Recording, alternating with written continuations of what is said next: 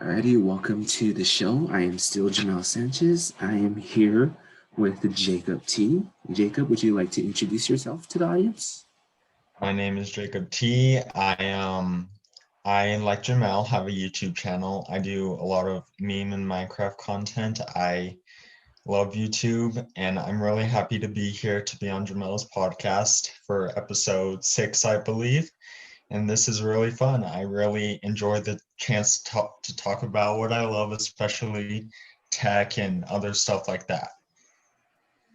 So you like tech and you were part of the winning team on the Governor's STEM Challenge, correct? Yes, that is correct for both last year and this year. Yeah, what was that like? Wow, it was definitely, if I could describe it in one word, first of all, I just have to say amazing and fun. It was just a great experience to work with my teammates and to work on something that's new. Because last year we did a chemical detection device for vapes. It detected a certain type of chemical. And this year we did a certain lens that heats water using sunlight to make electricity, and it was just super fun. Like that was pretty low tech, but low tech doesn't matter if it's high or low tech. It still got us a win because it helps with lots of aspects, getting New Mexicans clean water, electricity, all kinds of stuff like that. What has been your favorite tech project that you've worked on or are still working on if you are? That I am working on or still working on. Oof. Well, my cousin is helping me build a PC right now for gaming, and I haven't bought anything because I need to save up. But it's a really fun brainstorming the items I need, talking with him about it. So I have to say, and it's really one of my first tech related projects, like with my laptop and my monitor. I bought that stuff using like my winnings from the Governor's STEM Challenge. So really, I wasn't building anything, but with this, I'm building it. I'm learning as I go. So I have to say this PC build, even in the early stages, is super fun and very learning intensive, which I like. So you were telling me, because I remember I put a PC on my Amazon wish list that I wanted to get. Like you wanted to tell me like how, like give me like pointers and tips on making a PC. Like, would you like to like give me tips and like give the audience tips and stuff? So if you're building a PC, like what exactly will you be using it for? So for my PC, I'll be using it for playing Minecraft and for doing school assignments next year. Like if I have to write an essay at home, because next year will probably be in person, but anything like that, just mild work, photography, video editing. What will you be doing? Probably like gaming and stuff, like Okay. channel, like college and stuff like that. Okay. Depending on how intensive it is, what I've learned along the way with my cousin is that you don't need a lot of heavy intensive stuff, which the laptop you picked out is perfect for that. It's mid-level, and the one I'm building right now is the same way. It's mid-level. You don't need any fancy processors. And I think you picked out a really good one. The only thing I would recommend is maybe upgrading the storage from 1 terabyte to maybe a terabyte and a half or 2 terabytes. That way, when you're in college and you're doing a lot of stuff on it, you don't have to upgrade it at all. You have plenty of room to do whatever you want. Other than that, the laptop you picked out, the computer you picked out looks really good. 8 gigs of RAM is good. The graphics card looks pretty good. I think it was cool. And those lights were pretty awesome. Yeah. I was just like looking, studying all kinds of like PCs, monitors, like what would be like the best, but like cheapest at the same time as well. Yeah, definitely budget friendly. And that processor that it has an i5, the same one in my laptop, it's a great processor.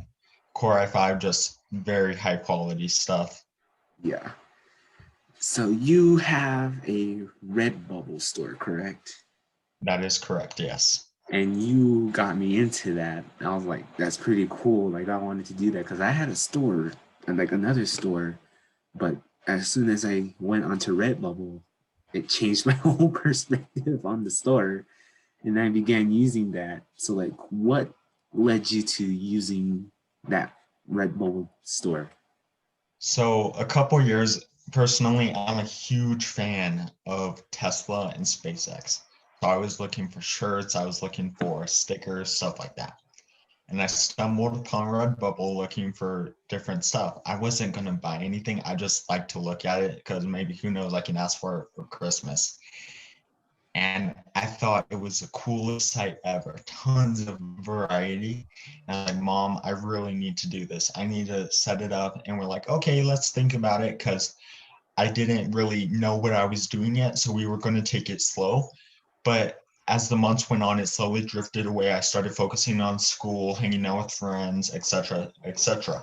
But then last last fall and winter, I was like, I gotta do this. Like this sounds awesome. I started getting back into it, and not last December, December 2019. So roughly a year ago, I got into it and I started uploading consistently, but I was uploading things on my phone. So it took a lot longer than on my laptop. And I wasn't making a lot of sales until about the summer when I went to my grandma's house and I just started pumping out products. I was uploading 5 things every day for a week straight. So I started uploading mad amounts of logos, pictures of cars. And that's when I saw not only my visitors to my shop drastically increased, but also my sales. They increased like so much, tenfold, maybe. Like it was definitely an awakening. So from that point forward, I've started grinding and grinding. And now with Redbubble after Christmas, nobody's buying a lot of stuff. So I've seen a very low amount of sales. Recently, I made, I think, 1 or 2 sales today. Both of them combined were like 50 cents. So it's definitely been fun. Lots of time spent, but I think it's worth it because I not only enjoy spending the time doing it, but I also make money off of it, which I can use for other interests.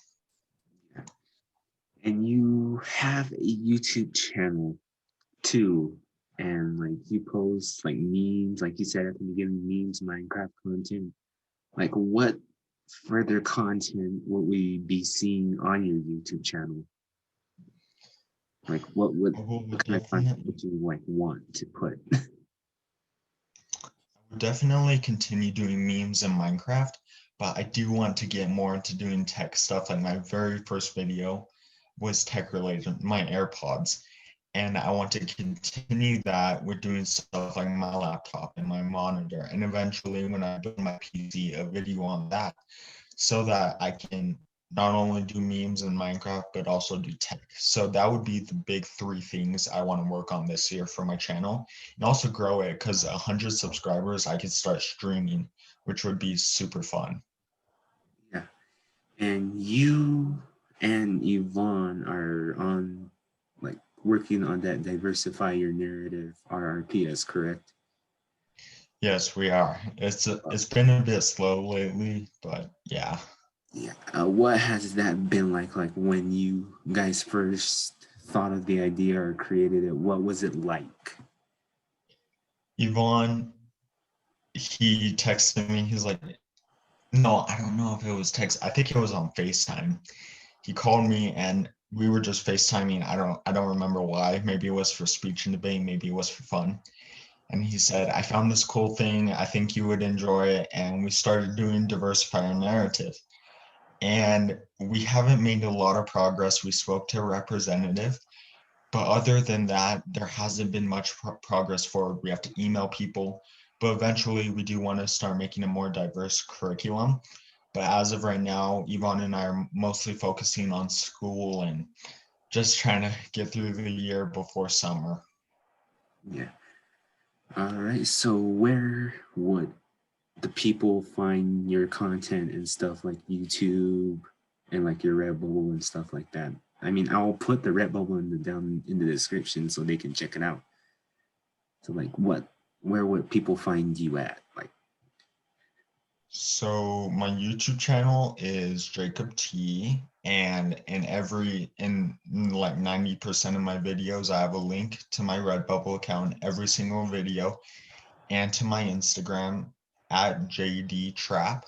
So that's where you could find me. I only do YouTube, Redbubble, and Instagram. So if you're looking to find me, that's what you can do.